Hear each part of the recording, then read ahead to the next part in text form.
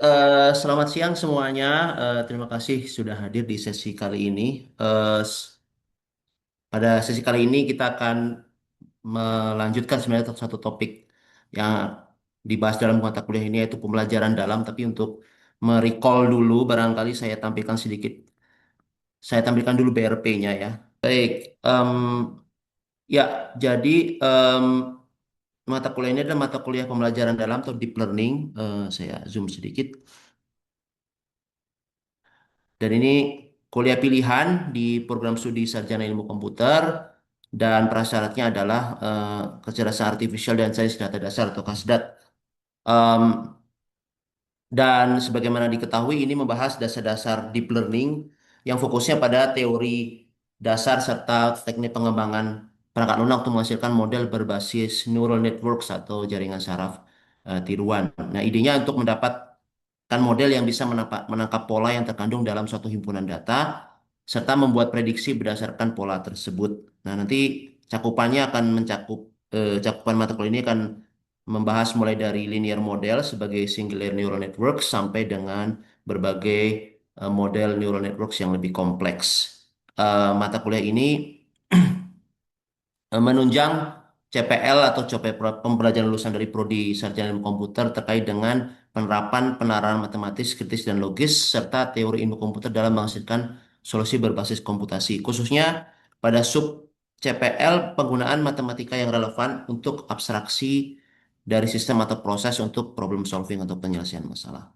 Nah, ada cukup banyak sub CPMK, saya tidak akan bahas satu-satu karena ini merecall saja. Tapi yang relevan untuk sesi kali ini adalah sub CPMK 2, yaitu menjelaskan konsep matematika dalam teori peluang, probability, likelihood, dan teori informasi yang relevan untuk pembelajaran dalam. Dan secara khusus pada sesi kali ini kita akan membahas mengenai likelihood. Eh, Evaluasi yang dilakukan terkait dengan sub CPMK ini adalah akan ada tugas bentuknya soal tertulis baik di bentuknya Jupyter Notebook atau nanti di LMS ya. Itu nanti bisa dikerjakan secara individu. Nah, nanti bentuknya adalah isian atau multiple choice sih kebanyakan nanti. Nah, itu mengenai sekelumit mengenai rancangan pengajaran terkait dengan mata kuliah ini. Selanjutnya saya akan mulai dengan simulasi eh, pembelajaran topik ini. Sebentar. Kita akan bahas mengenai likelihood. Likelihood adalah satu bagian penting dari deep learning atau secara umum sebenarnya machine learning ya. Dan ini karena kuliah pilihan sebenarnya konsep dasarnya juga sudah dibahas di mata kuliah prasyarat ya. Ini rujukannya yang saya pakai. Eh, nah, kita akan mulai dengan ketidakpastian di machine learning. Em, Ada nggak yang bisa memberikan jawaban nih? Kira-kira apa sih karakteristik dari output dari machine learning program yang berbeda dari program biasa gitu? Mungkin siapa? Mbak Iis barangkali? Perbedaan karakteristiknya, kalau di machine learning ini kan ada input dan ada outputnya ya. Outputnya itu tergantung dari fungsinya, seperti apa. Baik. Atau sifatnya seperti apa? Kalau program biasa kan sudah pasti begitu ya outputnya. Mm-mm, mm-mm, Kalau mm. kalau kalau machine learning outputnya sifatnya seperti apa?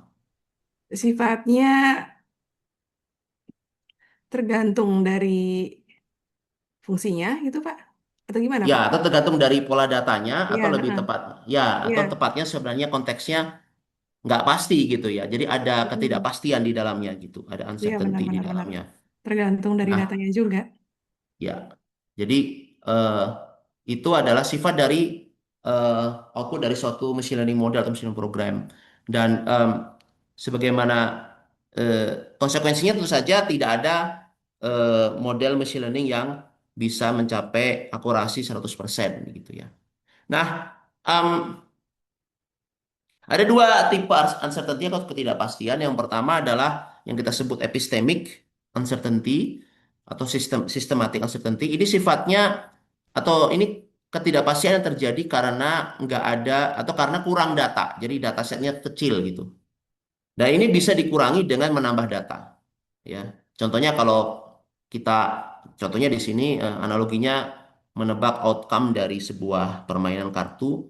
Kalau kita nggak tahu aturannya ya dimainin aja terus lama-lama kita dapat datanya maka lama-lama kita bisa dapatkan aturannya.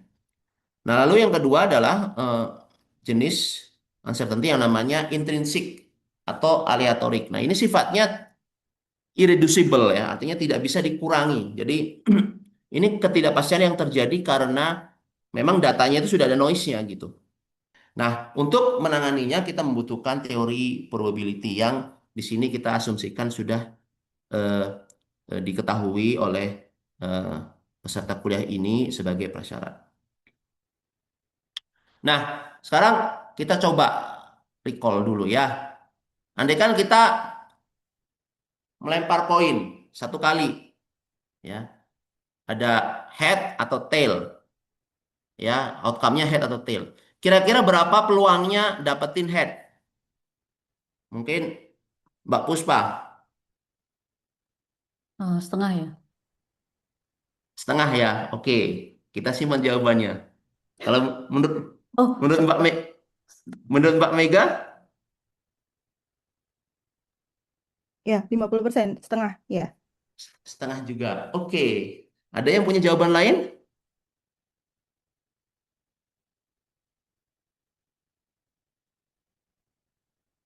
Nggak ada? Oke. Ya, kalau nggak ada saya paham. Karena ini biasanya begitu ya. Kita, oh kalau ada poin, lempar, peluang headnya berapa? Setengah gitu. Tapi sebenarnya jawabannya belum tentu setengah. Tergantung koinnya fair atau enggak gitu. Ya. Kalau koinnya fair, maka peluang dapetin head itu ya akan sama dengan peluang dapetin tail, yaitu setengah. Tetapi kalau enggak fair koinnya, ya belum tentu sama gitu. Kayak gimana sih koin yang nggak fair nih? Contoh koin yang nggak fair nih. Ini contoh koin yang nggak fair. Misalnya koinnya saya bengkokin gitu ya. Jadi peluang munculnya head belum tentu sama dengan peluang munculnya tail. Nah, dari sini kita bisa lihat bahwa pertama kita bisa kuantifikasi peluang terjadinya sesuatu. Ya, contohnya misalnya PH ini menyatakan peluang munculnya head. Ya, atau misalnya kalau kita pakai pakai random variable yang sudah dipelajari di teori probability, kita bisa bilang oke, X itu random variable yang nilainya 0 atau 1 dan kita definisikan X itu 1 jika eh, outcome dari melempar koin sekali tadi itu head keluarnya dan 0 otherwise. Maka untuk koin yang fair, kalau koinnya fair, peluang X sama dengan 1 berarti berapa Mbak Mega? Kalau koinnya fair, Setengah. ya setengah atau sama dengan peluang X sama dengan 0. Kalau kalau kita lihat ya, ini simple example, contoh yang simple. Tapi ini sudah menyatakan yang kita sebut namanya distribusi. Jadi idenya distribusi itu adalah spek komplit. Jadi spek yang lengkap dari peluang. Jadi distribusi itu dikatakan komplit ya apabila dengannya kita bisa menghitung peluang setiap kejadian. Nah, kalau misalnya kita coba generalisasi ya, maka kita ngelempar satu satu koin satu kali itu kita bisa punya apa namanya bisa punya distribusi yang bentuknya seperti ini, seperti ditampilkan di slide, yaitu peluang X sama dengan X kecil itu adalah P kalau X sama dengan satu, X kecil sama dengan satu, dan satu min P jika X kecil sama dengan nol. Tapi ini discrete dan ini sebenarnya nama nama istilah khususnya namanya Bernoulli distribution. Dari distribusi Bernoulli dengan parameter. Nah, yang saya sebut parameter di sini adalah nilai P-nya. Jadi P di sini adalah parameter dari distribusi Bernoulli. Jadi kalau saya tahu nilai P, maka definisi distribusinya komplit. Misalnya tadi P-nya setengah, berarti satu min P juga setengah kan? Maka distribusinya komplit sehingga dengannya kita bisa hitung peluang semua kejadian. Nah, dari sini kita bisa lihat, kita bisa coba generalisasi bahwa distribusi Bernoulli ini hanyalah satu contoh saja. Ya, ada banyak distribusi yang sudah dipelajari di teori probability. Beberapa mungkin tadi sudah disebut, misalnya uniform, atau distribusi yang lain misalnya binomial, eksponensial, Gaussian atau normal, distribusi Poisson dan lain-lain. Nah, banyak distribusi sifatnya parametrik, artinya ada parameternya dan idenya adalah mengetahui nilai parameter memungkinkan kita menghitung peluang dari outcome suatu kejadian, ya. Lalu di sini juga penting bahwa diketahui bahwa nama distribusinya nggak penting. Mau tahu distribusinya apa nggak penting. Yang penting itu adalah kita bisa ngitung probability-nya. Nah, nah, syaratnya tentu saja kita tahu nilai parameternya. Nah, poinnya di sini. Nah, dari sini apa hubungannya dengan machine learning? Machine learning model itu kira-kira apa? Apakah dia probability, apakah dia distribusi atau apa? Uh, Probability. Probability. Machine learning modelnya probability ya. Oke, kita lihat. Probability itu sebenarnya apa sih? Kalau kita lihat probability tadi, probability itu ngitung peluangnya. Tetapi fungsi untuk menghitung peluangnya itu diberikan oleh distribusi. Lalu, kalau kita sudah punya distribusi probability, maka inference atau ngetes machine learning model itu sama dengan apa? Ya sama dengan ngitung probability gitu. Itu yang tadi Mas Adi Atma barusan sebutkan ya. Ngitung probability itu yang ngetes model gitu. Dan yang terakhir yaitu melatih model. Maka konsep melatih model di sini itu ekivalen atau bisa disamakan dengan analoginya dengan menghitung nilai parameter. Nah, dari sini bagaimana cara kita menghitung nilai parameter? Nah, di sini muncul konsep namanya likelihood. Likelihood adalah ukuran bagaimana suatu data sampel itu mensupport suatu distribusi, suatu parameter. Contohnya, saya punya data tinggi badan orang 5, tinggi badan 5 orang, ada katakanlah di situ ya 190, 160, 170, 190 dan 200. Nah, pertanyaannya kita misalkan bilang bahwa oke, distribusi dari tinggi badan orang ini mengikuti distribusi normal. Pertanyaannya distribusi normal yang mana? Nah, distribusi normal yang mana itu bergantung kepada eh, rata-rata dan simpang baku. Kenapa? Karena rata-rata dan simpang baku dari distribusi normal adalah parameter dari distribusi normal tersebut. Nah, dalam hal ini kita bisa tanya, oke, kalau saya punya data seperti ini, seberapa oke sih rata-rata 170 dan simpang baku 10? Atau dengan kata lain, apakah distribusi normal dengan rata-rata 170 dan simpang baku 10 itu menggambarkan dengan baik data atau sampel ini? Nah, ini bisa diukur dengan likelihood. Nah, kita bisa definisikan dengan demikian fungsi likelihood L, ya, fungsi likelihood L di sini, yaitu fungsi yang mengukur seberapa oke si parameternya, ya, rata-rata dan simpang baku, given datanya. Datanya ada 5 di sini. Nah, eh, likelihood dengan demikian bisa dipandang sebagai skor dari suatu nilai parameter tertentu terhadap suatu data. Nah, gimana cara mengukurnya kita akan lihat. Nah, secara prinsip sebenarnya likelihood itu sifatnya proporsional terhadap probability dari sampelnya. Nah, ini yang kita akan pakai ya.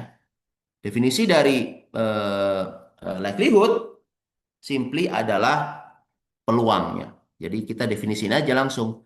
Likelihood dari suatu parameter theta given data itu adalah peluang si data pada parameter theta tertentu itu.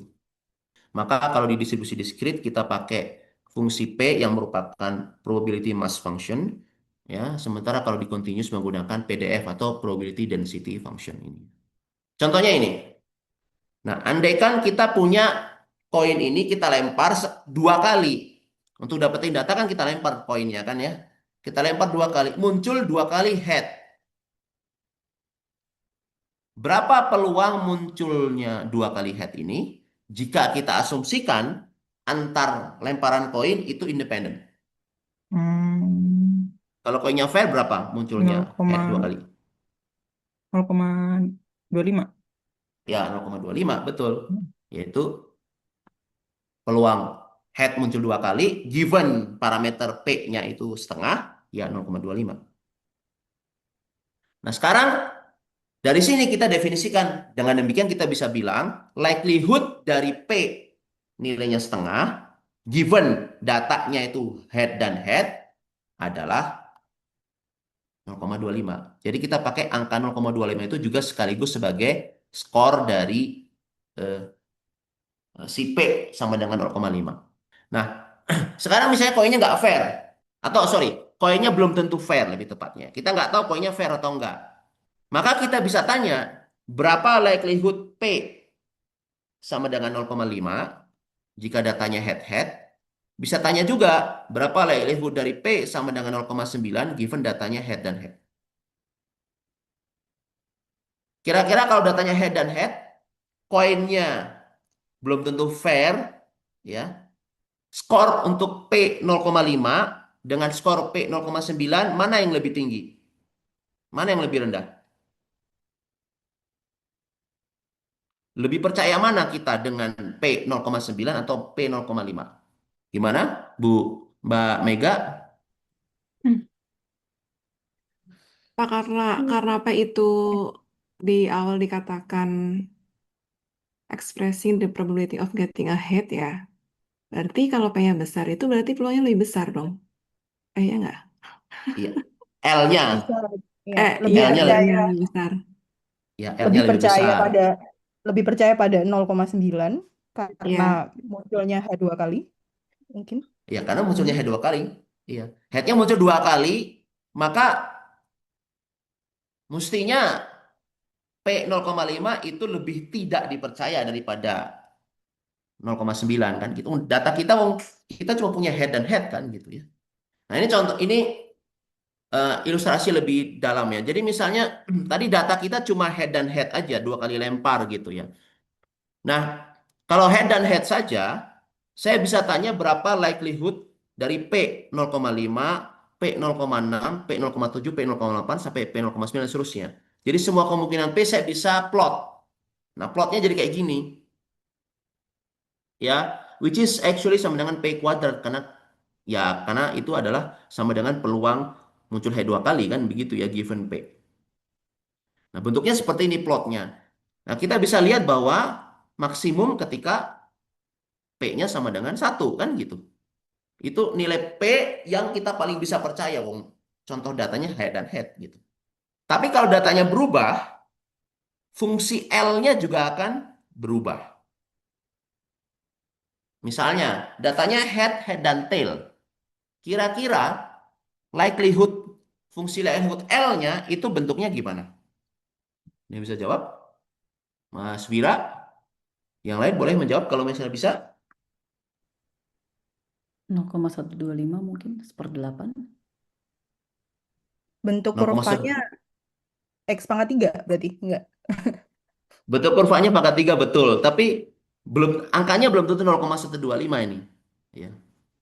Karena P-nya kita nggak tahu kan.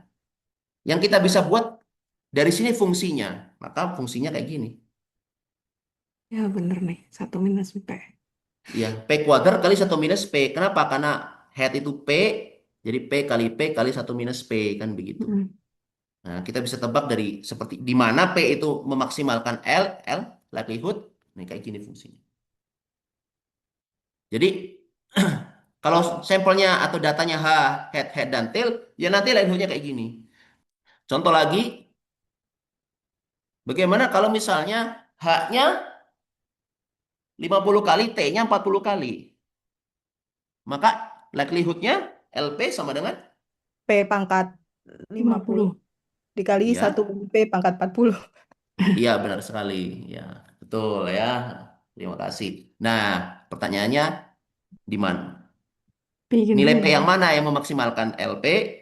Well, kita harus Diturunin ya, ngitung. Pak. Pakai turunan ya. Ngitung turunan LP sama dengan 0 ya. Nah, tapi kalau bentuknya gini mungkin susah ya karena 50 pangkatnya 50 ini ada pangkat 40 ya kan. Jadi susah nih ya. Nah, total kan pangkatnya 90 tuh polinomial pangkat 90 kan gitu ya. Jadi ini complicated lah. Jadi kita perlu simplifikasi. Tapi poinnya adalah para idenya adalah tetap kita mencari P yang paling tinggi. Nah, Berikutnya adalah bagaimana cara kita menghitungnya. Kalau misalnya fungsinya kompleks kayak tadi ya. Nah, idenya adalah kita menggunakan ini definisinya langsung saja. Ini definisinya bahwa likelihood dari suatu parameter simply adalah perkalian dari semua peluang dari setiap butir sampelnya. Gampangnya begitu. Ya.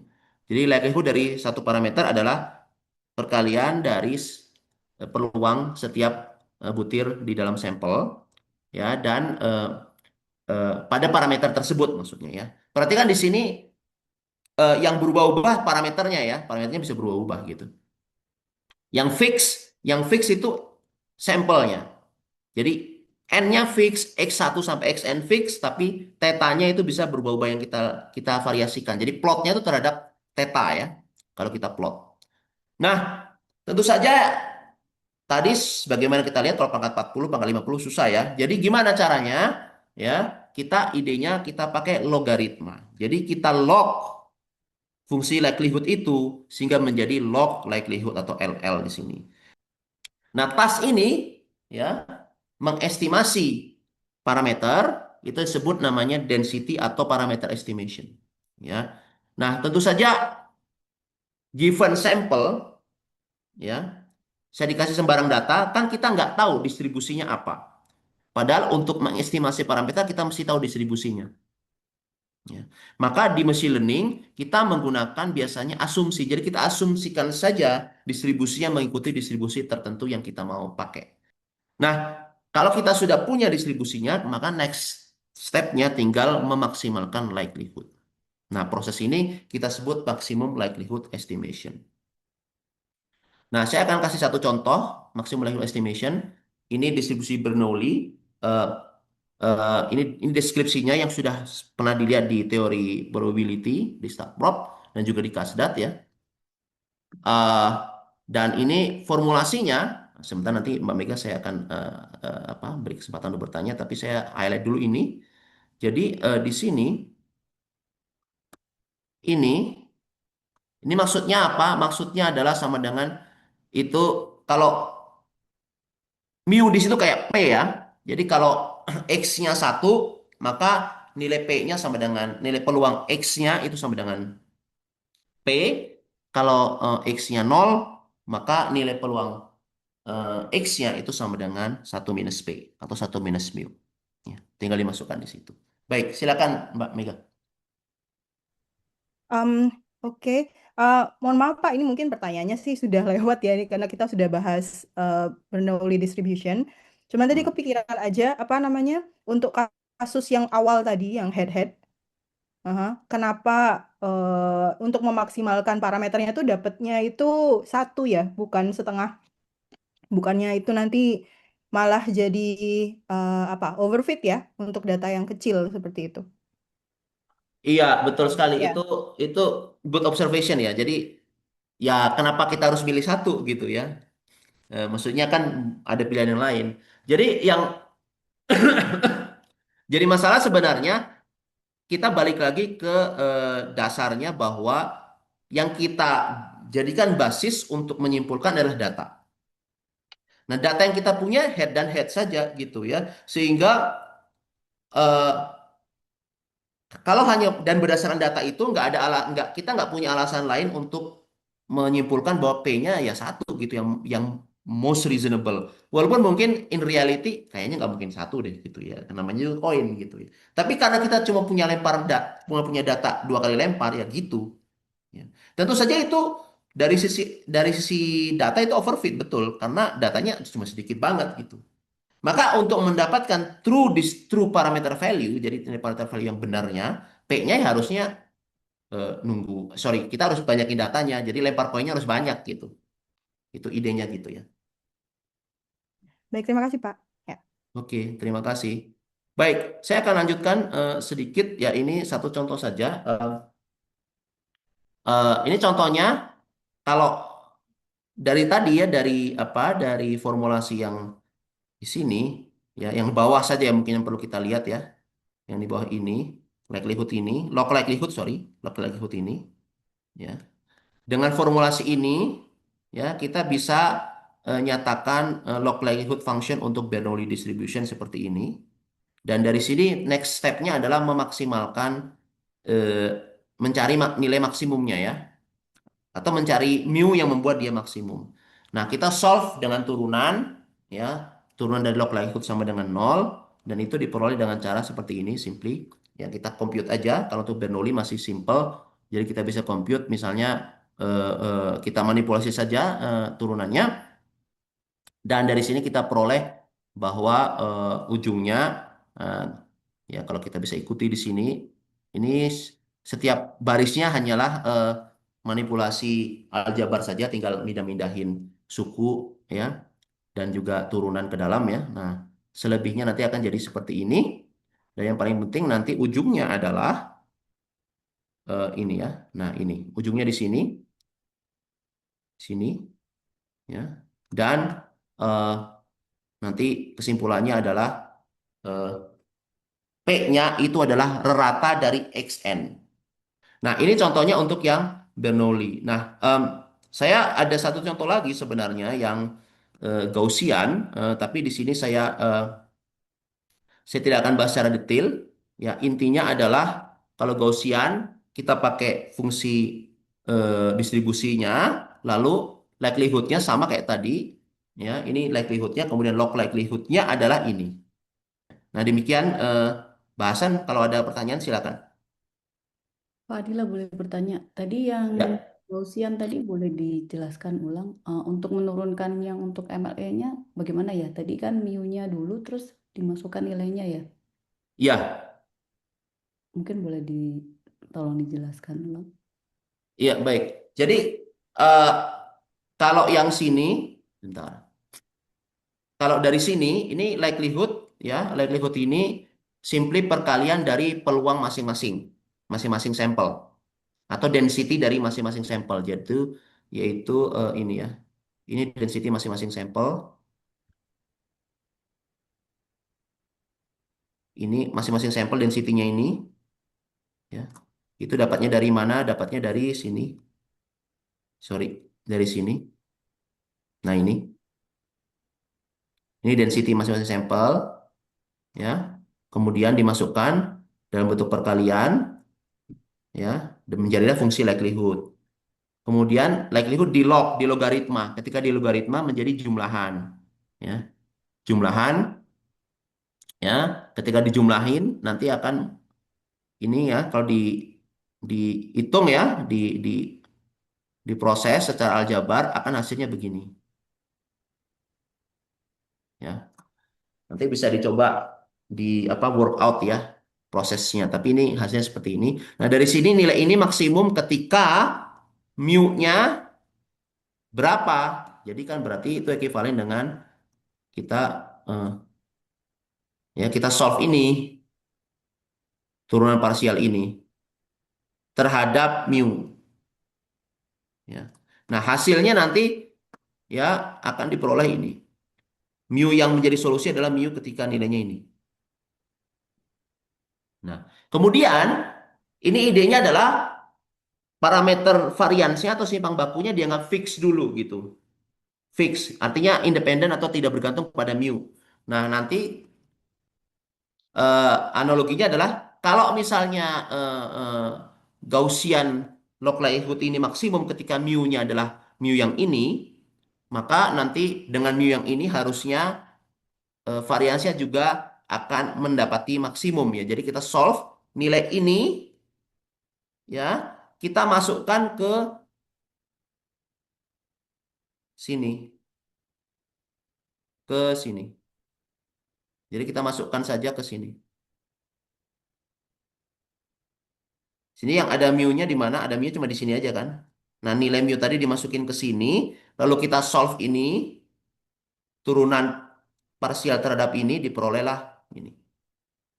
Oke, kalau tidak ada, eh, terima kasih atas waktunya di sesi hari ini. Nanti eh, exercise untuk bagian ini akan ada di LMS ya. Nanti silakan dicoba untuk dikerjakan. Demikian, terima kasih dan selamat siang. Sampai ketemu lagi.